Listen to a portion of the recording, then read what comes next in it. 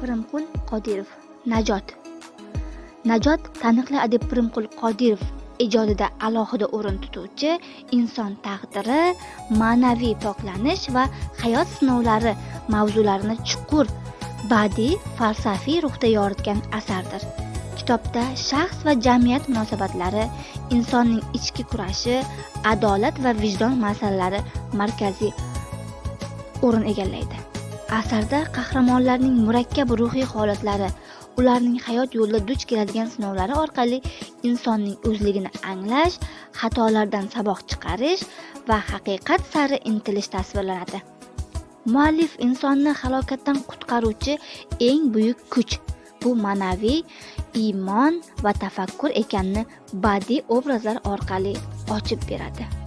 Najot tushunchasi asarda nafaqat jismoniy qutulish, balki ruhiy ozodlik, axloqiy poklanish ma'nosida talqin etiladi. Kitobda tarixiy va zamonaviy voqelik uyg'unlashib, jamiyatdagi ijtimoiy muammolar, insoniy munosabatlardagi ziddiyatlar, ezgulik va yovuzlik o'rtasidagi kurash teran tahlil qilinadi. Qodirov asarda inson taqdirini befarq qoldirmaydigan, o'quvchini chuqur mushohadaga undovchi hayotiy vaziyatlar orqali ko'rsatadi.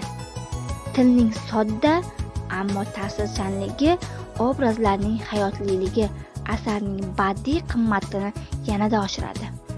Najot asari o'quvchini o'z hayoti va qarashlarini qayta ko'rib chiqishga, vijdon alohida halol bo'lishga, adolat va haqiqat yo'lini tanlashga da'vat etadi.